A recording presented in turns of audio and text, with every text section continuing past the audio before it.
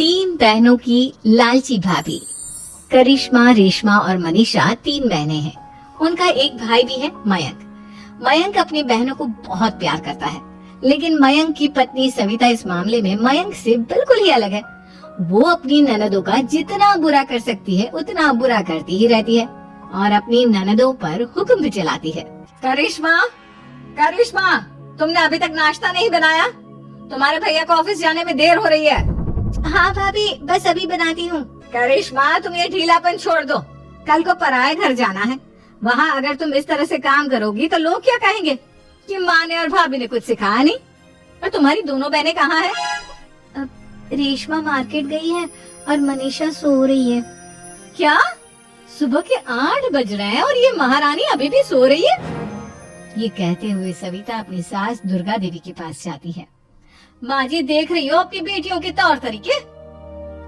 क्या हुआ बहू, सुबह सुबह क्या कर दिया मेरी बेटियों ने? अरे एक तो अभी अभी उठकर किचन में गई है, दूसरी सुबह सुबह बाहर चली गई और तीसरी अभी तक सो रही है। क्या करूं मैं इन तीनों का, मैं तो परेशान हो गई हूँ। जा जाकर उठा उसे और रेशमा से मैं बात करती हूँ। सविता सीधा मनीषा के कमरे में जाती है और उससे कहती है, महारानी जल्दी उठो, सूरज सर पर आ गया है। भाभी थोड़ी देर और सोने दो ना, मैं रात को लेट सोई थी। वो क्या है ना, यूनिट टेस्ट चल रहे हैं। शराफत से उठती है या नहीं, या फिर पानी की भरी बाल्टी डालूं तेरे ऊपर? नहीं भाभी, मुझे बिस्तर में नहीं लाना, उठती हूँ मैं। मनीषा जल्दी से उठकर बाथरूम में चली जाती है। सभी आराम से बैठकर नाश्ता कर रहे होते कि तभी रेशमा बाजार से हाथ में सामान लिए आ जाती है। रेशमा को देखते ही सविता उस पर बरस पड़ती है। लो, आ गई महारानी। ऐसा भी क्या सामान लाना था जो सुबह आंख मलते ही बाजार की तरफ रवाना हो गई? भाभी, कल आप ही तो चीख रही थी कि घर का सारा सामान मुझे ही लाना पड़ता है, घर में किसी को भी किसी काम से कोई लेना देना नहीं है। अब मैं बाजार जाकर सामान ले आई तो आपको इस बात से भी तकलीफ हो रही है? देख रही हो माँ जी, अपनी बेटी की जुबान कैंची से भी तेज चलती है। और मयंक, आप तो कुछ कहेंगे नहीं अपनी लाडली बहन को? रेशमा, अपनी भाभी से ऐसे बात नहीं करते। चलो माफी मांगो। भैया, मैं क्यों माफी मांगू? आप भाभी से बोलिए ना कि हम पर कम हुक्म चलाया करे। हम इस घर की बेटियां हैं और आपकी पत्नी की ननद है, नौकरानी नहीं। लो कर लो बात। इनकी भलाई के लिए कुछ भी बोलो तो इन्हें बुरा लग जाता है। इस घर में यही इज्जत है मेरी।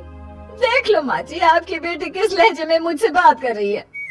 सविता वहाँ से चली जाती है। मयंक को बहुत गुस्सा आता है, वो भी वहाँ से चला जाता है। फिर करिश्मा रेशमा को समझाती है, रेशमा, तुम्हें भाभी से माफी मांग लेनी चाहिए थी ना। लेकिन दीदी, मैंने कुछ किया ही नहीं, तो मैं माफी क्यों मांगू? हाँ करिश्मा दीदी, रेशमा दीदी जैसे ही घर में आई भाभी ही उन पर चिल्ला रही थी। हाँ, मैं मानती हूँ कि गलती भाभी की थी। मैं तो इसलिए बोल रही हूँ कि भाभी ने माँ को तो पूरी तरह अपने वश में कर लिया है। वो हमारी बात सुनती ही नहीं। मयंक भैया हमारे लिए हमेशा खड़े रहते हैं, इसलिए उनकी बात का मान तो तुम्हें रखना चाहिए था ना। कोई फायदा नहीं दीदी, कुछ दिनों की बात और है, भाभी उन्हें भी हमारे खिलाफ भड़का देंगी। फिर वो भी माँ की तरह हमारी किसी बात का विश्वास नहीं करेंगे। इसी तरह सविता अपनी तीनों ननदों को किसी न किसी बात पर परेशान करती रहती थी। एक दिन मयंक अपनी तीनों बहनों के लिए गिफ्ट लाया। करिश्मा, ये तुम्हारे लिए हार का सेट। रेशमा, तुम्हारे लिए सुंदर सी ड्रेस। और मनीषा, तुम्हें किताबें पसंद है ना, तुम्हारे लिए किताबें लाया हूँ। थैंक यू भैया। थैंक यू भैया। थैंक यू भैया। करिश्मा, तुम्हारा नेकलेस कितना सुंदर है। ये भैया कहाँ से ले आए होंगे? मैंने भैया को 3 दिन पहले फोन पर ये डिजाइन दिखाया था और आज भैया ये ले आए। सविता तो अपनी ननदों के गिफ्ट्स देखकर जल गई और करिश्मा का नेकलेस तो उसे भी बहुत पसंद आया था। अपनी बहनों के लिए कितना अच्छा नेकलेस लेकर आए हैं, मुझे कभी कोई गिफ्ट नहीं दिया। मैं आज ही ये हार चुरा लूंगी। रात में सविता करिश्मा का हार चुरा लेती है और इसी तरह उसे अपनी ननदों की जो भी चीज अच्छी लगती वो उसे मांगती नहीं, बल्कि रात के अंधेरे में चुरा लेती। इसी तरह दिन बीतते गए और सविता ने मयंक के दिल में भी उसकी बहनों के लिए नफरत पैदा कर दी। एक दिन मयंक ने करिश्मा और रेशमा के लिए रिश्ता देखा और ये बात उसने घर में सबको बताई। माँ, करिश्मा और रेशमा के लिए बहुत अच्छा रिश्ता आया है। वो लोग कल इन्हें देखने आ रहे हैं। आप और सविता मिलकर सारी तैयारी कर लेना। ये सुनकर करिश्मा और रेशमा खुश हो जाती हैं, लेकिन सविता सोचती है, अगर इन दोनों बहनों की शादी हो गई तो घर और बाहर का काम कौन करेगा? मनीषा तो एक नंबर की कामचोर है, उससे तो किसी बात की उम्मीद लगाना ही बेकार है। मुझे इस शादी को रोकना होगा। अगले दिन सभी लड़के वालों के स्वागत की तैयारी करने में लगे होते हैं। तभी मयंक अपनी बहनों से आकर कहता है, तैयार हो गई तुम दोनों? देखो दोनों लड़के बहुत अच्छे हैं, मैं कोई कसर नहीं छोड़ना चाहता, इसलिए तुम उनके सामने अच्छे से बिहेव करना और अपनी भाभी से लड़ने मत लग जाना। करिश्मा, तुम वो नेकलेस पहन लो ना जो मैं तुम्हारे लिए लाया था। भैया मैं बहुत देर से वो नेकलेस ढूंढ रही हूँ, लेकिन मुझे मिल ही नहीं रहा। क्या तुमने नेकलेस खो दिया? तुम्हें पता भी है वो कितना महंगा था? तुम कोई काम ढंग से नहीं कर सकती। मयंक गुस्से में वहाँ से चला जाता है। थोड़ी देर बाद लड़के वाले भी आ जाते हैं। वो दोनों बहनों को पसंद कर लेते हैं और रिश्ता पक्का हो जाता है। लेकिन सविता के दिमाग में तो कुछ और ही खिचड़ी पक रही थी। वो पंडित जी के पास करिश्मा की कुंडली लेकर जाती है और उन्हें पैसे देकर करिश्मा की कुंडली बदलवा देती है। जब लड़के वालों के पास करिश्मा की कुंडली जाती है तो वो दुर्गा को फोन करते हैं। बहन जी, हमने करिश्मा की कुंडली अपने पंडित जी को दिखाई थी। आपकी बेटी की कुंडली नहीं बल्कि दोषों का पिटारा है। देखिए, मैं और मेरे पति इन सब बातों में बहुत विश्वास करते हैं, इसलिए हम आपकी बेटी से अपने बेटे की शादी नहीं करा सकते। इस तरह करिश्मा का रिश्ता टूट जाता है और सभी घर वालों को बहुत दुख होता है। अब कविता सोचती है, चलो करिश्मा का तो रिश्ता टूट गया, अब रेशमा का भी रिश्ता तोड़ना है। क्या करूं?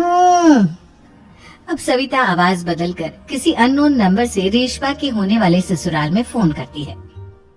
हेलो, मैं कौन हूँ कौन नहीं ये आपके लिए जानना जरूरी नहीं।